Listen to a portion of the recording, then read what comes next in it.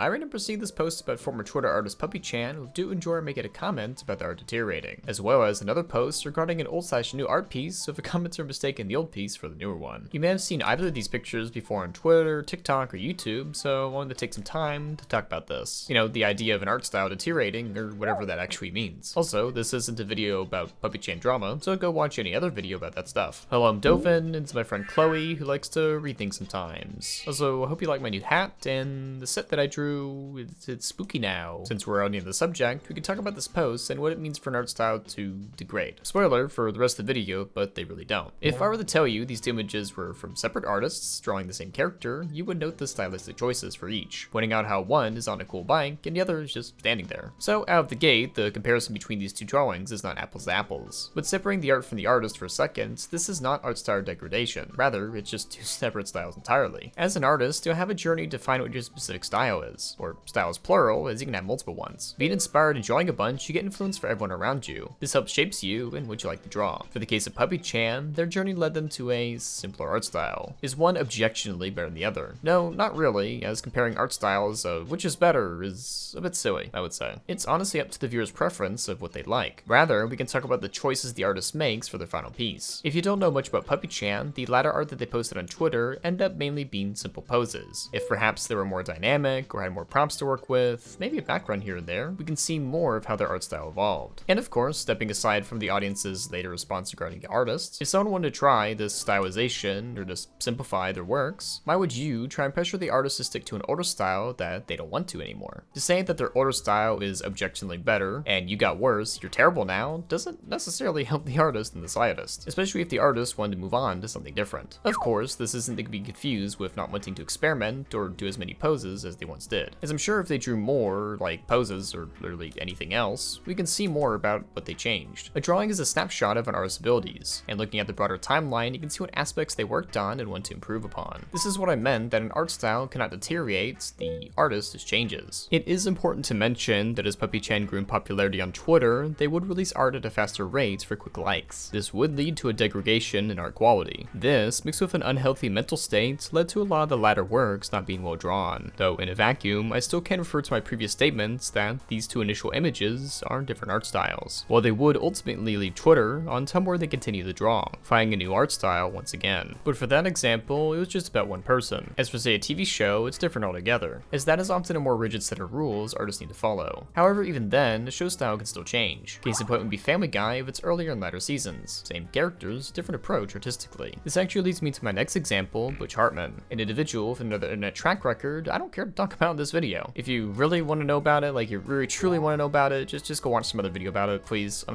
not wasting time on that. In regards to his art style, a few people were surprised regarding his recent drawing abilities compared to say the Fairly Odd Parents as well as Danny Phantom. Though for the latter, an issue of talking about that is that Butch Hartman pitched these shows and other artists were brought on to rework the style. If you look on screen for a moment and stop drawing, you can see this very early concept art for Danny Phantom that Butch drew back in 2001. But the art style of the show was from that of lead character designer Steven Silver, also known for his work on Kim Possible. Would Butch Hartman's style have worked for the show's final design?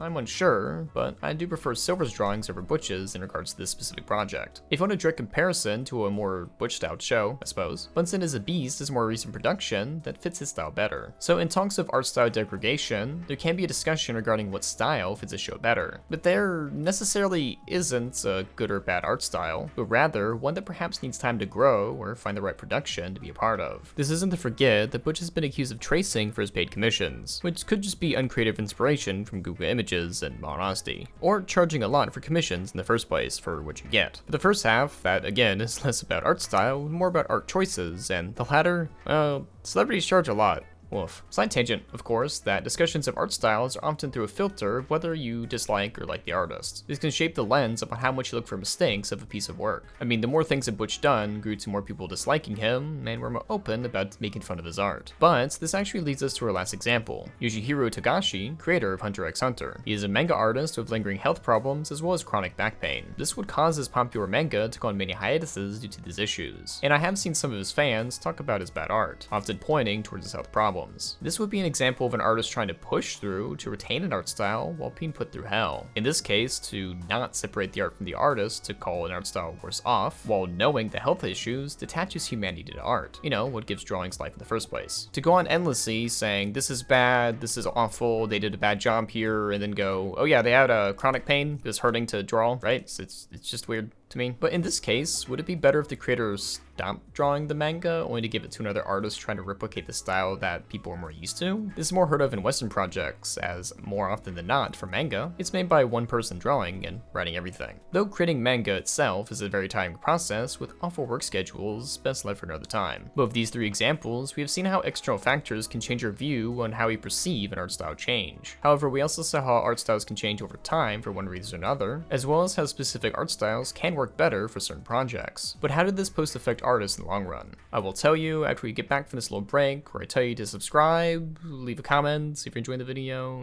say something nice. That'd be cool, please.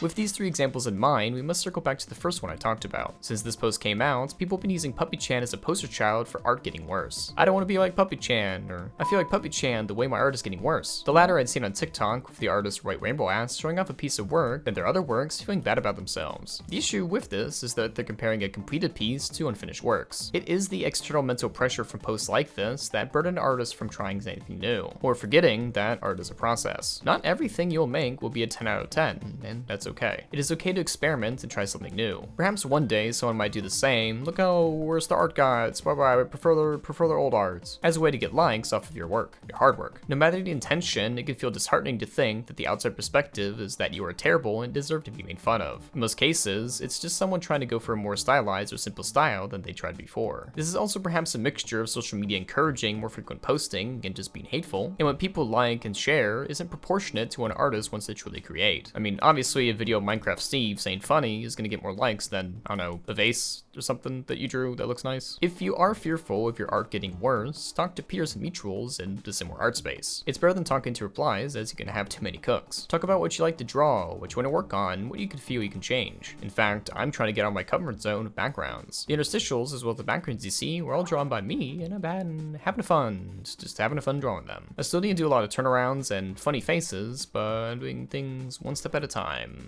Love that. But of course, I'm not the only one with some thoughts. I'm not the only one with some thoughts. And so I asked my audience what they think about the whole thing. Somebody is actually incorporating into the script. I think a legitimate downgrade only happens due to lack of passion or burnout. For example, Akira Toriyama during the last arc of Dragon Ball had a significant downgrade in quality due to his burnout. However, his work much later after the manga, while maybe not appealing to many Dragon Ball fans, clearly has intention and effort behind it. I do think that art styles can degrade in the form of burnout, or when it is mass-produced over a short period of time, which ends up being the cause of burnout as well. Outside of that, I don't really think art styles can degrade. Maybe it's just the artist trying a different art style in general, or lessening the effort it takes by using a less detailed / different art style. It's all perspective, to be honest, but I don't see a problem with the two art styles in the image. I just like it when an artist expresses themselves, however that may be. Absolutely yes. But this isn't necessarily something bad, you know? Sometimes it is to simplify characters and keep a consistent production of content. Sometimes it's caused by burnout, stress, deadlines, and in the worst case scenario, something much darker and or complex, such as mental health, life quality, or disabilities. I think people should stop taking it as a 100% bad thing and learn to read the situation. Like in the image, Puppychan was unstable. And instead of reading that from their art, people keep criticizing them for doing bad art, instead of taking that as a signal of, oof, this person is not doing well. I know they did so much worse than just bad art, but right now we are talking about the downgrade and their conditions. Progress is not linear, and art sometimes has ups and downs, and it's very subjective, but we, as artists, should take care of ourselves. If we suffer, our art suffers. Really? That's all you had for me? All right,